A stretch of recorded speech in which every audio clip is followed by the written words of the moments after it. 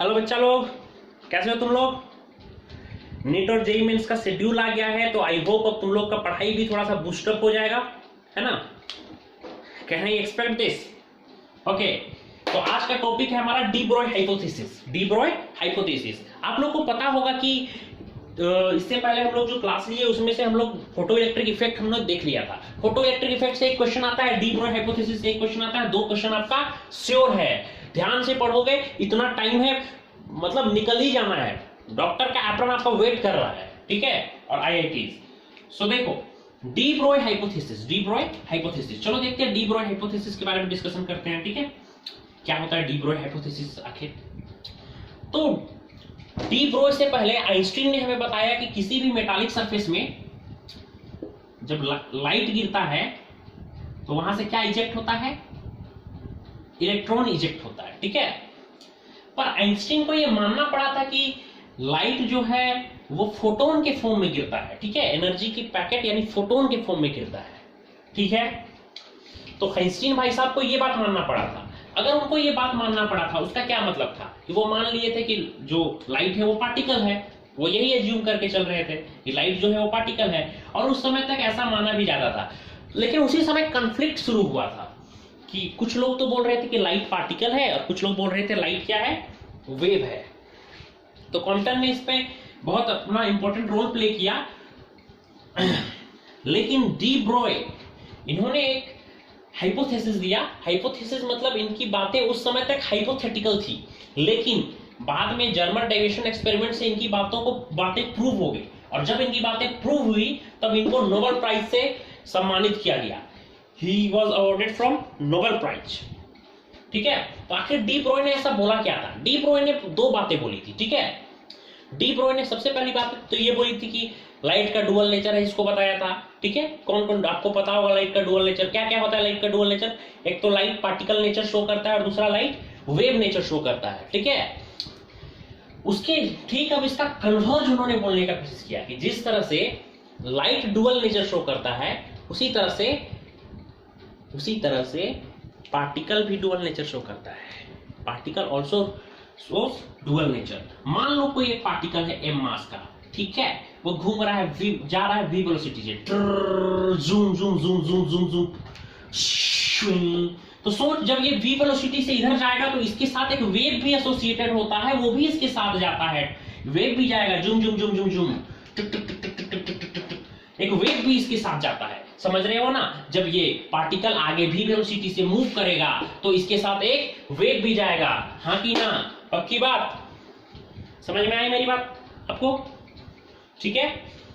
तो बता इसका लीनियर मोमेंटम कितना होगा? सबसे पहले मेरे को बताओ इसका लीनियर मोमेंटम कितना होगा। अरे mass into velocity, mass into velocity इसका लीनियर मोमेंटम होगा। आपको ये बात आनी चाहिए। आप नीट के बच्चे हो, आप लोग में से बहुत सारे लोग ड्रॉपर हो, आपको ये बात पता होना चाहिए कि पी लीनियर मोमेंटम क्या होता है? मास इंटू वेलोसिटी, ठीक है। तो इसका जो, अगर इसके साथ, इस पार्टिकल के साथ अगर वेव एसोसिएटेड है, कोई एक पार्टिकल m मास का है, v वेलोसिटी के साथ मूव कर रहा है, जिसका लीनियर मोमेंटम mv है, उसके साथ अगर वेव एसोसिएटेड है, तो जाहिर सी बात है उसका कोई ना कोई वेवलेंथ भी होगा। उसका कोई ना कोई वेवलेंथ भी होगा। बताओ इसका वेवलेंथ कितना होता होगा? ठीक है। तो इस बात को बताया डी ब्रॉय ने। डी ब्रॉय ने कहा कि इसका वेवलेंथ जो होता है लेमडा, वो बराबर होता है h/p के, ठीक है। किसके बराबर होता है? h/p के। h क्या है? Planck's constant. p क्या है? Linear momentum. जरा खुद से सोचो, इसको अगर हम लोग चाहें तो प्यार से ये भी बोल सकते हैं h/mv, कोई बुराई वाली बात नहीं है। अच्छा, p को तो हम प्यार से √2km भी बोल सकते हैं, है ना। ऐसा कैसे बोल सकते हैं? k क्या है यहाँ पे? Kinetic energy. बताओ काइनेटिक एनर्जी क्या होता है? Half mv²। अरे जरा खुद से सोचो, 2 इंटू काइनेटिक एनर्जी क्या है? Half mv²। और m क्या है? m मतलब m, 2 ने 2 को काटा और इन सब का रूट, m इंटू m कितना हो जाएगा? m का स्क्वायर, v का स्क्वायर, अंडर रूट, तो बचेगा क्या? mv। इसी को ना p बोलते हैं। बेकार में मैंने इसको लिख दिया, कोई लिखने की जरूरत नहीं थी। खुद से इतना सोचो, k क्या है? काइनेटिक एनर्जी है। कोई बुराई वाली बात नहीं होनी चाहिए। क्या आपको इतनी बातें समझ में आई? अच्छा, आप क्वेश्चन ये उठता है कि अगर इसका काइनेटिक एनर्जी k है तो ये वेवलेंथ है, अगर तो एक बॉल जो मूव कर रहा है, फिर एक ट्रक जो मूव कर रहा है, उसका मेरे को क्यों नहीं दिखता है भाई? उसका भी तो वेव मेरे को दिखना चाहिए। आज तक तो मैंने वेव नहीं देखा उसका, तो देखते हैं उसका वेव मेरे को क्यों नहीं दिखता, उसका वेव का वेवलेंथ कितना होता है। चलो इसको लिख लो, जल्दी से मिटा लेता हूं मैं इसको। ओके, मान लो एक बॉल है, ठीक है, और ये मूव कर रहा है, बॉल का मास है 2 kg या 1 kg, और ये मूव कर रहा है। ये तो क्लासिकल मैकेनिक्स की चीजें है ना, 2 मीटर पर सेकेंड। क्लासिकल मैकेनिक्स में तो ऐसे ही चीजें मूव करती है, 2 मीटर पर सेकेंड, 10 मीटर पर सेकेंड, 15 मीटर पर सेकेंड, 20 मीटर पर सेकेंड, कोई खास फर्क नहीं पड़ता है। तो सोच, इस बॉल का वेवलेंथ क्या होगा, h/p, मतलब h/mv। जरा खुद से सोच, h क्या होता है, 6.6 × 10⁻⁻34 अपॉन मास क्या है 1, वेलोसिटी क्या है 2। अरे ये कैंसिल, क्या हो जाएगा 3.3 × 10⁻34 मीटर, 3.3 × 10⁻34 मीटर। सोचो, जब किसी चीज को नैनोमीटर, कोई ऑब्जेक्ट जब नैनोमीटर में होता है तो उसको भी आप अपने आईज, नेक्ड आईज से देख नहीं सकते हो, ठीक है। 10 नैनोमीटर जबकि 10⁻⁹ मीटर होता है। आर्मस्ट्रॉन्ग को भी आप अपने नेक्ड आईज से नहीं देख सकते हो, उसके लिए भी आपको हाईली मैग्नीफाइड माइक्रोस्कोप चाहिए होता है ना, 10⁻⁻10 मीटर। अरे ये तो 10⁻�34 मीटर है, आर्मस्ट्रॉन्ग से भी छोटा कितना गुना, क्योंकि आर्मस्ट्रॉन्ग तो 10⁻⁻10 मीटर होता है ना, ये तो उससे भी कहीं ज्यादा छोटा है। क्या इतना छोटा वेव आपको दिखेगा क्या, इतना छोटा वेव एसोसिएटेड होता है इसके साथ कि इसको आप देख नहीं सकते हो, शायद हाईली मैग्नीफाइड माइक्रोस्कोप से भी ये आपको साफ साफ ना दिखे। क्या आप इतनी बातों को समझ पाए, अच्छी बात है। तो इसीलिए यही रीजन है कि ये आपको साफ साफ नहीं दिखता है, ठीक है। अच्छा, बढ़िया, चलिए आगे बात करते हैं। सोचो,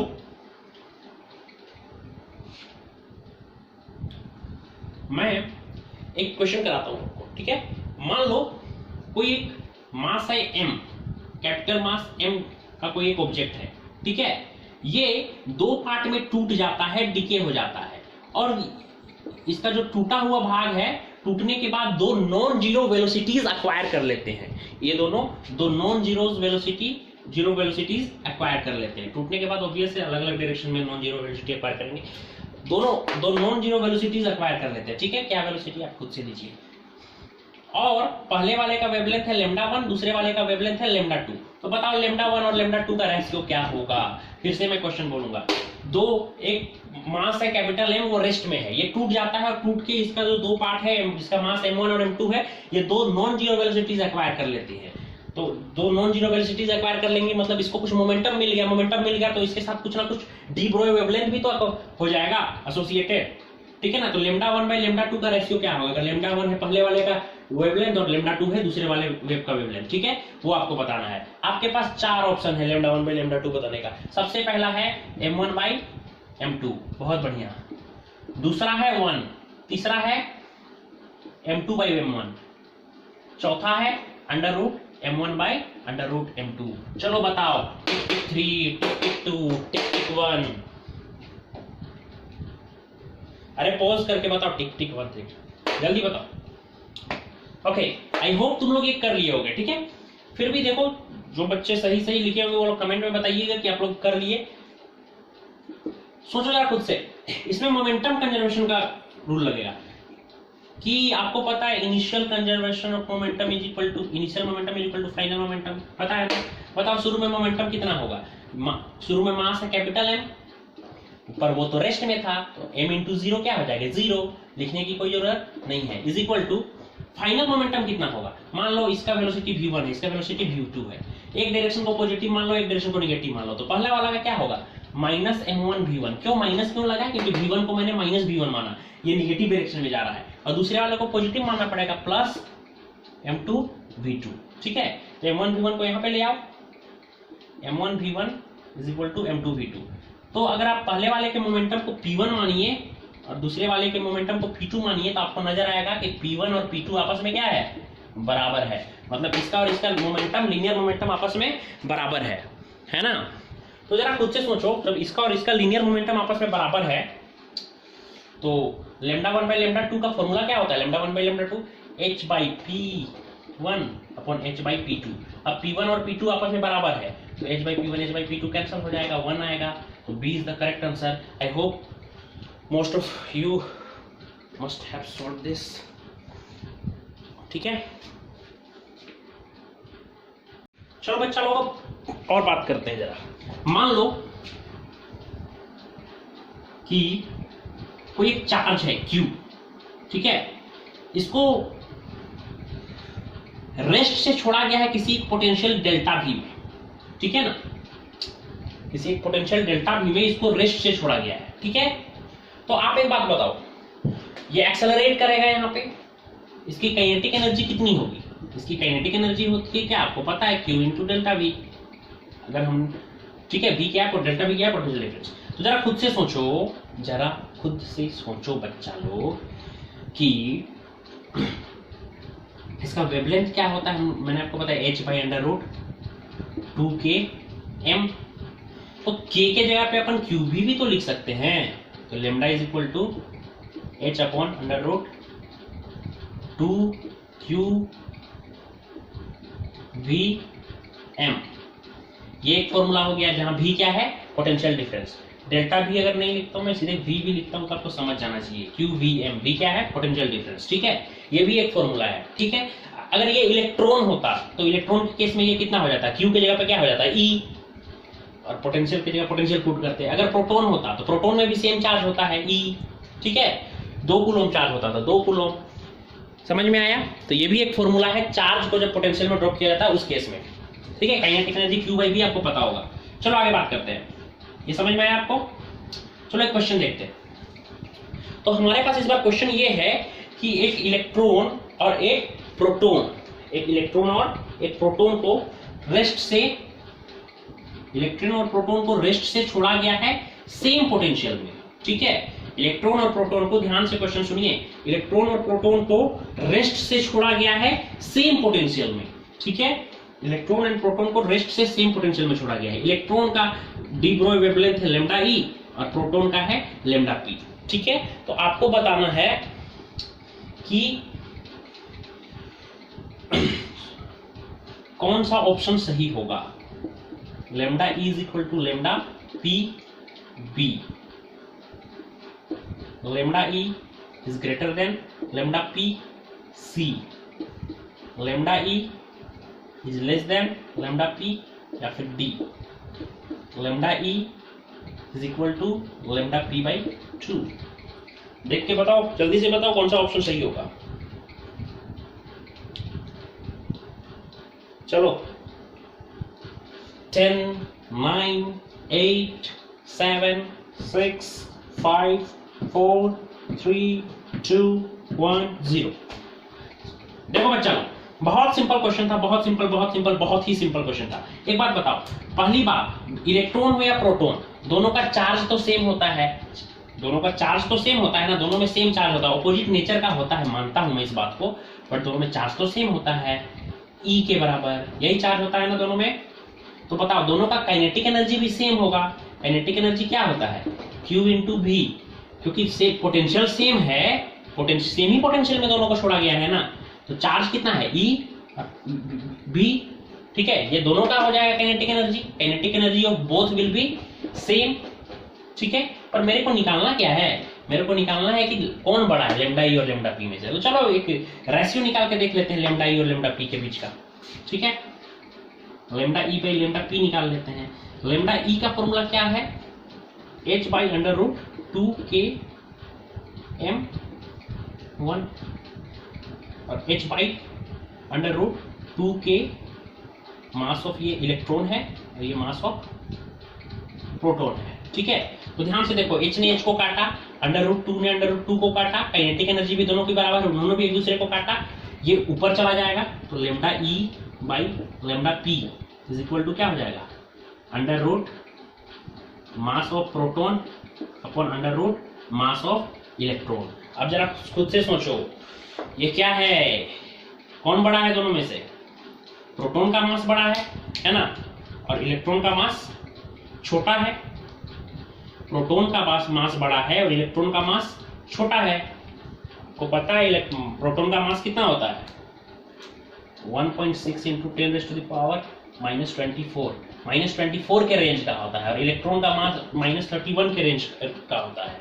तो जब भी बड़ा में से बड़ा को छोटे से डिवाइड करते हैं तो 1 से बड़ा कोई क्वांटिटी आता है, जैसे 4 को डिवाइड करेंगे उससे कोई छोटा नंबर 2 से, तो 1 से कोई बड़ा नंबर आता है।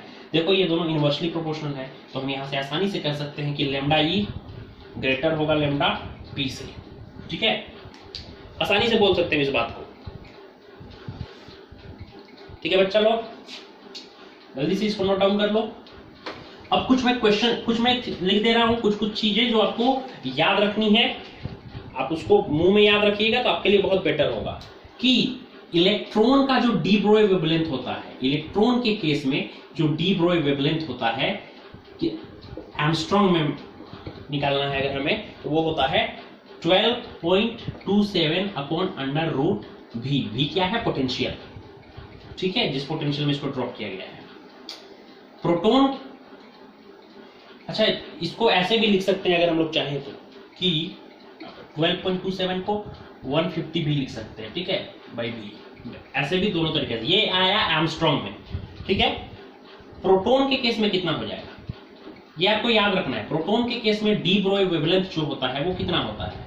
प्रोटॉन के केस में जो डी ब्रोई वेवलेंथ होता है वो होता है अप्रोक्सीमेटली 0.286 अपॉन अंडर रूट भी एंगस्ट्रॉम। ठीक है, और आगे देखते हैं। अब बताओ, अल्फा पार्टिकल का नाम तो आपने सुना ही होगा। अल्फा पार्टिकल के केस में वेवलेंथ जो होता है वो होता है अप्रोक्सीमेटली 0.101 अपॉन रूट भी एंगस्ट्रॉम। ये आपको याद रखना है। ठीक है, अगर आपको कोई दिक्कत हो रहा है, आपको समझ में नहीं आ रहा है, तो आप प्लीज कमेंट करके बताइए। जो भी मीडियम है आपके पास उससे साफ साफ बताइए। This is the last chance you have to be a doctor और एन IITian। सो प्लीज आप बताइए कमेंट करके। इसके बाद मैं वो वीडियो भी लाऊंगा, लाइव लेक्चर भी बहुत जल्दी शुरू होने वाला है, इसलिए आप लोग कमेंट करके बताते रहिए।